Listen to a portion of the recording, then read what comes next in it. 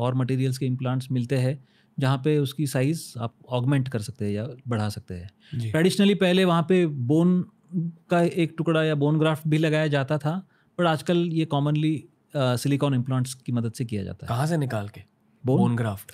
तो bone usually iliac crest, ये जो कमर का हिस्सा है, यहाँ पे जो बोन होता है उसका एक हिस्सा निकाल के उसको शेप दे के यहाँ पे मुंह पे चिपका दो. यस. ओके. तो बॉडी में सब स्पेयर पार्ट्स अवेलेबल है. तो plastic surgery is all about taking something from somewhere, उसको आप शेप दो, मोल्ड दो. Plastic, that is what plastic is. उसको आप जिस जहाँ पे रिक्वायरमेंट है उस तरीके का मोल्ड दो, शेप दो और वहाँ पे ये करो. तो it is everything is there in the body itself. बहुत कम चीज़ों के लिए आपको बाहर से या आर्टिफिशियल इम्प्लांट्स की ज़रूरत पड़ती है. जी सर, आर्टिफिशियल इम्प्लांट्स की बातें सुननी है लोगों को. ओके. एंड अक्सर लोगों को ये लगता है कि सिर्फ फीमेल्स के आर्टिफिशियल इम्प्लांट्स होते हैं, पर सच है कि मेल्स के भी आर्टिफिशियल इम्प्लांट्स होते हैं. आई थिंक एब्स में और चेस्ट में भी, if I am not mistaken. Yes. Males के कहाँ होते हैं? तो यूजुअली पेक्स जो है, पेक्स मेल इम्प्लांट्स लगवाते हैं, but that is very rare actually. ताकि वाइड, नॉट वेरी कॉमन. या Wide जो chest फुलनेस है या जो चेस्ट की बिल्ट लुक आए जी, उसके लिए एज अ रिप्लेसमेंट एनीवेयर कहीं पे भी इम्प्लांट जो इस्तेमाल होता है. नॉर्मल बॉडी बिल्डिंग में जो आप मसल बिल्ड करते हो या जो फुलनेस नेचुरल लगता है, जैसे चेस्ट या पेक्स का फुलनेस है, एब्स का फुलनेस है, काफ का फुलनेस है. मैनी काफ इम्प्लांट्स भी होते हैं, बटक इम्प्लांट्स भी होते हैं. तो all these implants are there, but yes, they are a way to enhance the looks. Body building style. Not really body building, but yeah, to have a more fuller look. कई बार किसी के जैसे breast implants are the commonest. जी. तो breast को fullness देने के लिए या एलिवेशन देने के लिए ये एक पूरी सेक्शन होगी, क्योंकि आई फील कि इम्प्लांट्स की बात की जाए तो मेल इम्प्लांट्स और फीमेल इम्प्लांट्स अलग होते हैं. Right. As I am sure कि द साइंस इज सिमिलर, पर लॉजिक थोड़ा सा अलग होता है. Right. Male implants body building centric होते हैं, कि जिस वजह से आप जिम जा रहे हो वो एक्चुअली शायद एक ऑपरेशन की वजह से आपको एक हफ्ते में मिल सकता है, एक साल भर की मेहनत. शोल्डर के होता है? नहीं ऑनेस्टली जो इम्प्लांट्स है प्रैक्टिकली नेचुरल मसल्स या नेचुरल लुक को वो रिप्लेस नहीं कर सकता है. राइट. एंड प्लस उसकी रेयरिटी इतनी है या इतने कम केसेस में वो किए जाते हैं कि they are not very common procedures. Bharat में कॉमन नहीं है? नहीं, नॉट सो मच. अब बेस्ड इन मुंबई हो, हाँ, जो हमारा मीडिया कैपिटल है. यस. पर ब्रोज आते हैं आपके पास मेल इम्प्लांट्स के लिए? नहीं, not much, because as I said कि मेरा मेजॉरिटी ऑफ द काम फिर भी रिकन्स्ट्रक्टिव सर्जरी है जी. But as a cosmetic surgeons जो स्पेशलाइज या प्योर कॉस्मेटिक काम करते हैं, शायद उनके पास उस तरीके के क्वेरीज आते होंगे. Okay. But I am not much experience about. Okay, alright. तो फिर जब हम आर्टिफिशियल इम्प्लांट्स की बातें कर रहे हैं, सबसे common I think breast implants ही होते हैं. यस. ये शायद दुनिया की one of the most common plastic surgeries है. यस.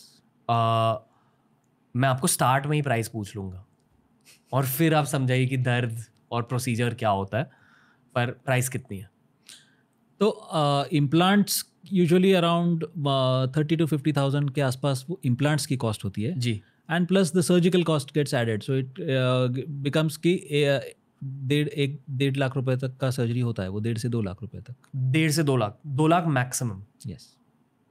तो टोटल कॉस्ट 2 लाख के आसपास. बहुत कॉमन है. Yes. I think non media लोग भी बहुत करवाते हैं ये. यस. कॉम्प्लिकेशंस क्या है सर्जरी के? पेन होता है? नहीं, ये बहुत ज़्यादा पेनफुल प्रोसीजर नहीं है. इनफैक्ट ये बहुत ही स्ट्रेट फॉरवर्ड और सिंपल प्रोसीजर है, जिसमें एक हल्के से कट में से एक पॉकेट बनाया जाता है जहाँ पे वो इम्प्लांट, उसकी भी प्लानिंग की जाती है, जैसे चेस्ट साइज़ क्या है, ब्रेस्ट की बेस की विड्थ क्या है, उस हिसाब से प्लानिंग की जाती है कि किस तरीके का इम्प्लांट सूटेबल होगा. एंड उसमें अलग अलग there are different types actually, projection के हिसाब से, विड्थ के हिसाब से, शेप्स के हिसाब से.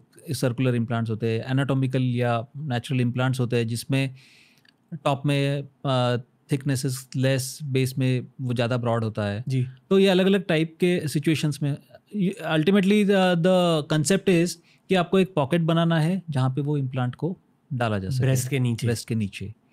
तो ये पॉकेट टिपिकली ब्रेस्ट और जो चेस्ट का मसल होता है, आइदर उस प्लेन में डाला जाता है या कभी कभी चेस्ट के मसल जो पैक मसल्स होता है उसके नीचे डाला जाता है। मैंने हमेशा ये सोचा है कि अगर आप बॉडी के अंदर सिलिकॉन डाल रहे हो तो आपकी बॉडी उस सिलिकॉन के साथ कैसे रिएक्ट करती है?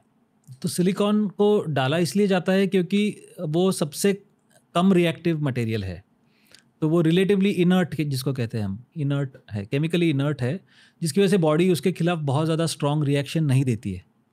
और थोड़ी रिएक्शन होती है, थोड़ी रिएक्शन देती है, बट दैट वो मैनेजेबल है या दैट इज़ टॉलरेबल। तो यूजुअली क्या होता है कि कोई भी फॉरेन बॉडी, भले ही वो मेटल हो या सिलिकॉन इम्प्लांट हो, जब वो बॉडी के अंदर जाती है तो बॉडी अगेन आइडेंटिफाई करती है कि ये एबनॉर्मल है, तो उसके अराउंड एक शेल बन जाता है या कैप्सूल जिसको कहते हैं, नेचुरली फॉर्म होता है, जिसकी वजह से वो चीज़ बॉडी में रह के भी it is away from the system, because वो कैप्सूल इवेंचुअली वो कैप्सूल उसके अराउंड बन जाता है। तो the implant is there in the body, but वो बाकी टिश्यूज से अलग है क्योंकि इट इज़ कैप्सुलेटेड। ये इम्प्लांट फट सकता है? यस। कैसे? अगर उस पर कोई स्ट्रॉन्ग इम्पैक्ट हो या ट्रॉमा हो या फॉल हो, उसकी वजह से वो इम्प्लांट फट सकता है। या प्रीवियसली जो पुराने जनरेशन्स, उसमें भी अभी इम्प्लांट में कई सारे जनरेशन्स है, विद टाइम उसमें क्वालिटी या जेल, उसमें जो कोहेसिव जेल होता है उसके जनरेशन्स बदल चुके हैं, या now we have much stronger gel in the implant जो कि इजीली रप्चर या फ्रैक्चर नहीं होता है। बट प्रीवियसली वो इम्प्लांट फ्रैक्चर या वो जेल का लीक होना, ये सब वॉज क्वाइट कॉमन। तो अगर जेल लीक हो गया तो क्या होता है? तो नॉट रियली, क्योंकि वो बहुत ज़्यादा रिएक्टिव, एक तो बेसिकली अगर इम्प्लांट डिफ्लेट हो जाता है या रप्चर हो जाता है तो जो फुलनेस है या साइज़ है वो ऑल्टर हो जाएगा, जिसकी वजह से यू कैन मेक आउट की शायद कोई प्रॉब्लम है। एंड अगर वो रप्चर हो चुका है तो then you have to remove it and replace it if required. पर आज के ज़माने में आज के ज़माने में ये कॉम्प्लिकेशंस बहुत कम हो चुके हैं। पर एक ज़माने में अगर आप गिर गए तो ब्रेस्ट इम्प्लांट फट गया। नॉट दैट इजीली, बट होता था वैसे। ब्रेस्ट इम्प्लांट स्टार्ट कभी हुए? काफ़ी टाइम हो गया, आई am not really sure of the time lines, but या आई गेस एटलीस्ट 50 साल पहले, 50, 60, 70 उस रेंज में। यस। डैम। और ये सर्जरी अभी भी इवॉल्व हो रही है? यस, हर सर्जरी इवॉल्व होती होगी। यस। ये कॉमन सर्जरी इसलिए है क्योंकि गर्ल्स का, आई मीन कुछ गर्ल्स का कॉन्फिडेंस शायद इससे बढ़ेगा। वही लॉजिक प्लास्टिक सर्जरी का सेम ही रहता है। सेम लॉजिक कि अगर आप किसी चीज़ को लेकर इनसिक्योर हो, प्लास्टिक इट सर्जरी इज करो। To improve the body image, आपका mental confidence, that is the whole purpose of it. It is improve the quality of life. Patients में साइकोलॉजिकली स्पीकिंग, बिफोर और आफ्टर ब्रेस्ट इम्प्लांट्स, आपने क्या फ़र्क देखा है psychologically speaking? Again it is a change personality. कई बार जो कॉन्फिडेंस है, जो ईज ऑफ कम्युनिकेशन है, या जो आपकी बॉडी लैंग्वेज है, वो चेंज हो जाती है। Because it does matter, it does create a huge, I mean psyche में बहुत फ़र्क पड़ता है पेशेंट की। ये आपने नोटिस किया? यहाँ हम बिल्कुल किसी को भी एनकरेज या डिस्करेज नहीं कर रहे, नहीं, यहाँ बस इन्फॉर्मेशन डाउनलोड हो रहा है प्लास्टिक सर्जन के एक्सपीरियंस से, तो that's what we are sharing. Exactly. क्योंकि कुछ लोग ना ऐसे कॉन्वर्सेशन से ऑफेंड भी हो सकते हैं कि यार ऐसे कैसे बोल दिया। ये टोटली इलेक्टिव चीज़ें हैं जी। जिसको लगता है कि ये चीज़ें मैटर करती है, उनके लिए ये ऑप्शंस या सॉल्यूशंस है, बट ये नेसेसरी नहीं है कि सबको करना ही है, राइट? क्योंकि हर एक की प्रायोरिटी अलग है, हर एक का आउटलुक या अप्रोच टुवर्ड्स लाइफ अलग है। तो ये टोटली एक क्वालिटी ऑफ लाइफ इशू है जो कि इंडिविजुअल डिसीजंस पे बेस्ड है। जी। तो यहाँ पे ना आई मीन किसी पे फोर्स है ना कोई ये है। तो ये कम्युनिकेशन में क्लियर होना बहुत ज़रूरी है। Again we come back to the basics. जी। मेडिसिन में whether it is cosmetic surgery और any besides the commercial aspect of it, ये क्लैरिटी इन द कम्युनिकेशन या ऑनेस्टी या transparency in the communication is again most important. Okay. तो sir मान लो basically बहुत सारे लोगों को वेट लॉस चाहिए, आप बेसिकली ये कह रहे हो कि डाइट और एक्सरसाइज पर फोकस करना चाहिए, दैट इज द बेसिस। पर कुछ एक्सट्रीम केसेस में या कुछ अमीर केसेस में आप जुगाड़ के साथ वेट लॉस कर सकते हो, करेक्ट? तो लाइपोसक्शन कर लिया, वो सर्जरी कर ली, शायद मल्टीपल लाइपोसक्शंस कर लिए। गायनेकोमैस्टिया वैसे एक एक्चुअल फिजियोलॉजिकल प्रॉब्लम हो सकता है, पर ये बहुत रेयर होता है। जब आपके हार्मोन्स बहुत ऊपर नीचे, तो कुछ कुछ बंदों में उनके चेस्ट के एरिया में निपल का टिश्यू ज़्यादा सेंसिटिव हो जाता है. That is I think the actual case for gynaecomastia. पर बहुत सारे बंदे ऐसे होते हैं, स्पेशली टीनेजर्स में चेस्ट फैट ज़्यादा होता ही है लड़कों में, और वो टाइम के साथ ना चेस्ट फैट कम हो जाता है. मैं ये मानता हूँ कि अगर 25 साल की उम्र के बाद भी आपको ये लग रहा है कि नहीं आपके चेस्ट के एरिया में ज़्यादा फैट है, तो फिर you should go for chest correction surgeries. Those are the only 2 cases. अगर असली गायनेकोमास्टिया है, उस पर बहुत सारे वीडियो बनाए हमने ही, दोनों चैनल पे, वो देख लो. या तो अगर आपको एक्चुअल गायनेकोमास्टिया, या अगर आप अपने चेस्ट फैट को लेकर इनसिक्योर हो, जो बहुत लड़के होते हैं. Yes. मतलब मेरे एक फ्रेंड है मेरे ही एज के हैं, एट एज 29 उन्होंने ये चेस्ट फैट रिडक्शन सर्जरी करी, क्योंकि उन्होंने कहा कि जब भी वो शर्ट पहनते हैं वो अपने चेस्ट को लेकर बहुत इनसिक्योर है. एक्चुअली वो फिट है, but he was just worried कि उनके निपल्स ज़्यादा दिखते हैं शर्ट्स में, और अगर मान लो अगर वो टाइट टी शर्ट पहन रहे वगैरह. I didn't think there was any problem, पर ये अगेन बहुत सब्जेक्टिव होता है. यस, आई एम अज्यूमिंग बहुत सारे लड़के भी करते हैं. तो ये is one of the commonest problems actually जी, क्योंकि हार्मोनल चेंजेस होते हैं. Many times the cause is not known, या इसका असली कॉज जो है वो किसी को पता नहीं है. हर किसी का निपल अलग होता है. It is not just about the nipple, it is the entire breast. तो I mean theoretically speaking, male breast और female breast is technically similar till a certain age. जी, बट व्हेन द प्यूबर्टी के जो changes होते हैं, female hormones अलग होते हैं, उस वजह से फीमेल्स में ब्रेस्ट डेवलपमेंट अलग तरीके से होती है, जो कि मेल्स में नहीं होती है. बट मेल्स में जो जिनको समझो गायनेकोमास्टिया या चेस्ट में फैट एक्सेस डिपॉजिट होता है या प्रोजेक्शन ज़्यादा लगता है, many times it is a familial structure, many times it is genetically that way कि हर एक का बॉडी फ्रेम जो है typically runs in the families. Rarely there are secondary causes, मतलब कोई स्पेसिफिक रीज़न जिसकी वजह से गायनेकोमास्टिया हो रहा है, जैसे कि स्टीरॉयड यूज़, ओके, हाँ, या फिर सम अदर swellings या tumours in the body which can generate some hormones, जी, जिससे कि ब्रेस्ट की एक्सेस डेवलपमेंट हो, या कोई मेडिकेशंस जिनकी वजह से हार्मोनल इम्बैलेंस होता है और फिर एक्सेस फैट डिपोजिशन होता है. तो ये these are like specific causes of gynaecomastia, but majority of the cases में कॉज पता नहीं होता है. And the decision is again subjective. For some it matters, some it doesn't. जी, and the solution is again, previously open surgeries किए जाते थे fat निकालने के लिए, जिसकी वजह से एक बड़ा सा स्कार चेस्ट पे आ जाता था. But now with liposuction it is possible कि एक छोटे से कट से entire fat can be sucked out. But जैसे मैंने बताया कि male and female breast technically is similar, so even male breast के अंदर भी ग्लैंडुलर टिश्यू होता है जी, या ग्लैंड्स होते हैं, जो कि हार्ड या टफ स्ट्रक्चर्स होते हैं, जो कि सिर्फ लाइपोसक्शन से नहीं निकल पाते हैं कभी कभी. तो उसके लिए एक छोटा सा कट लेके उसमें से वो ग्लैंडुलर पोर्शन को निकाला जाता है. पूरा ग्लैंड निकाल देते हैं.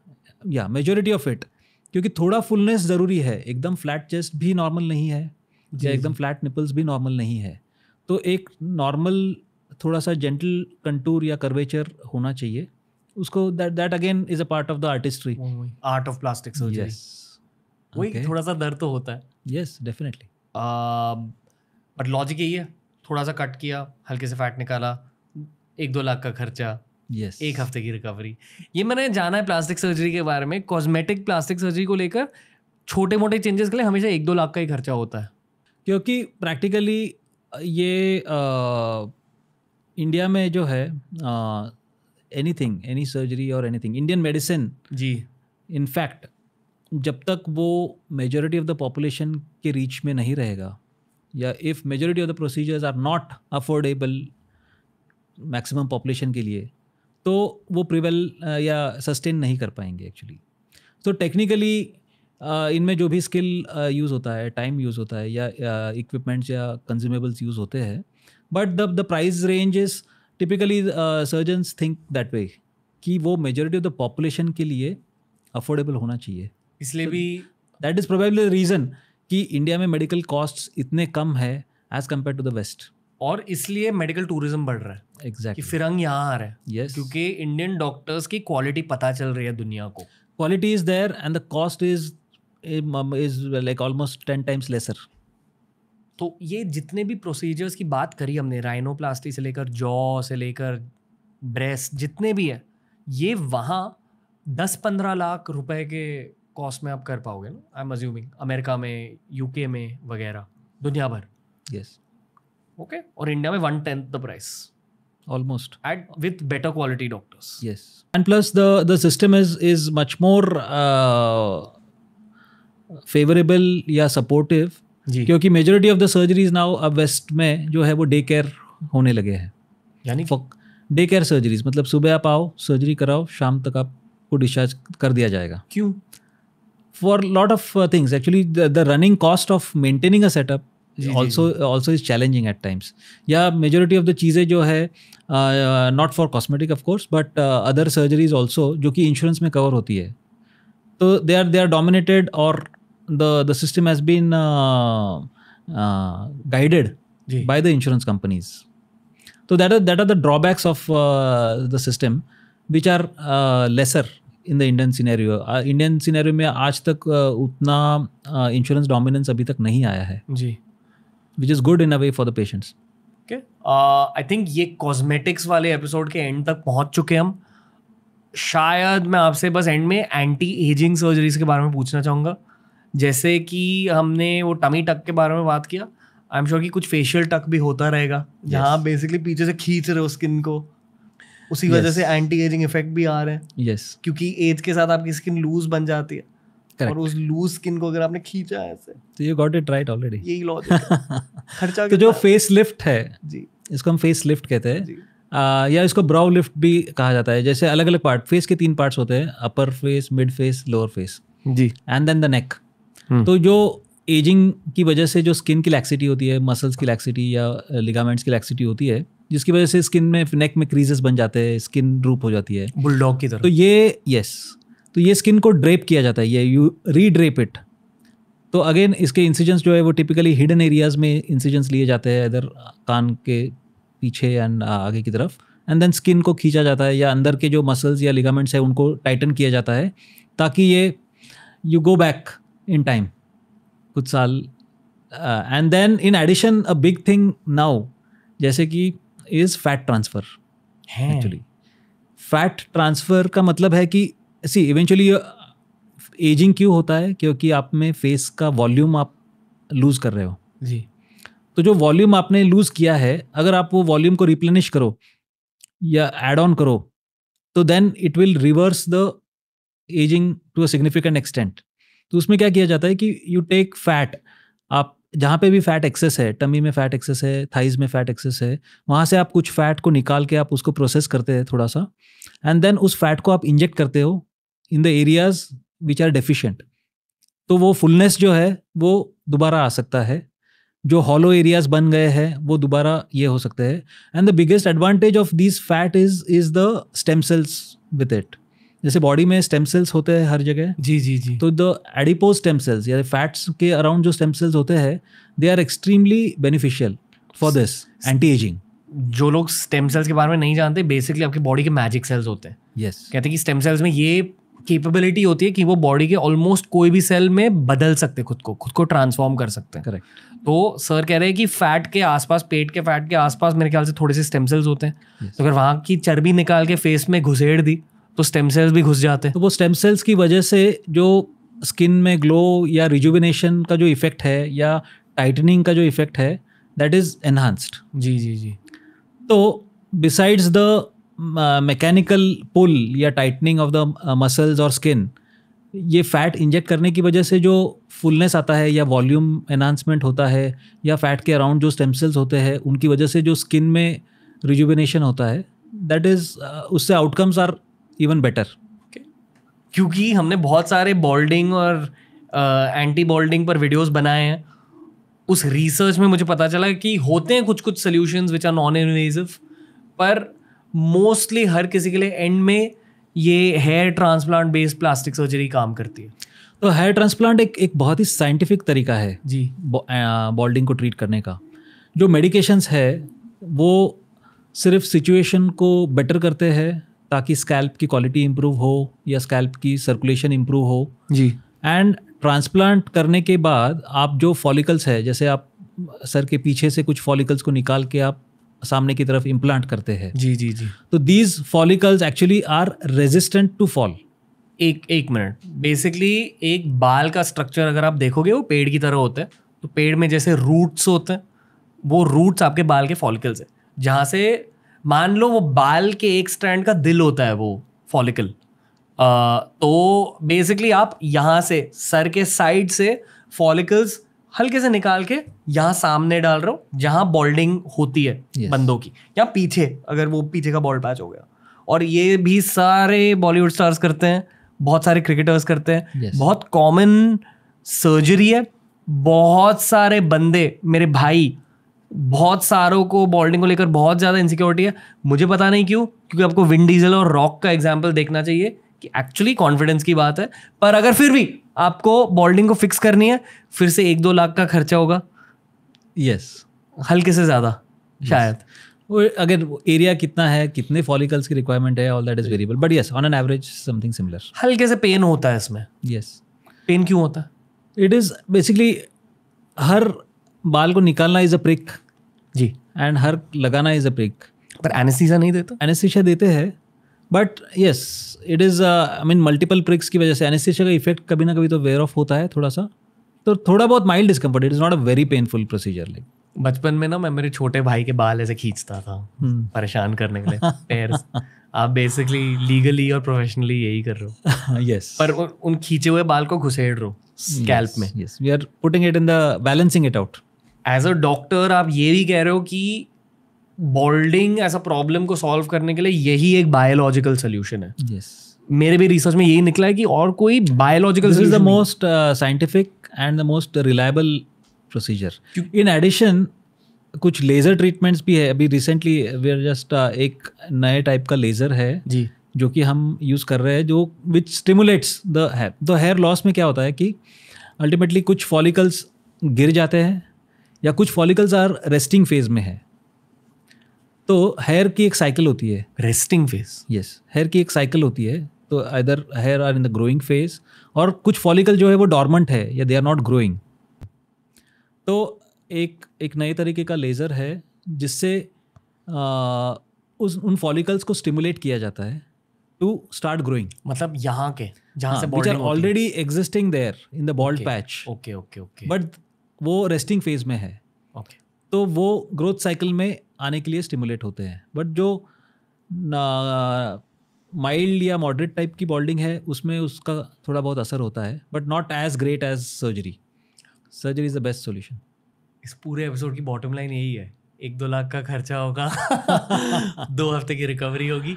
किसी भी बॉडी पार्ट को लेकर कोई इनसिक्योरिटी अगर आपकी है, 1-2 लाख का खर्चा है, 2-3 हफ्ते का रिकवरी टाइम है। साइंस यहाँ तक पहुँच चुका है, आपको प्लास्टिक सर्जरी करने की ज़रूरत नहीं है। पर अगर आपकी इनसिक्योरिटी बहुत ज़्यादा बढ़ चुकी है तो टारगेट करो कि एक दिन आपके भी 1-2 लाख होंगे एज स्पेंडेबल इनकम, और 2 हफ्ते होंगे आपके पास फ्री टाइम के, शायद 3 हफ्ते। इसलिए आज मेहनत करो, पैसे कमाओ।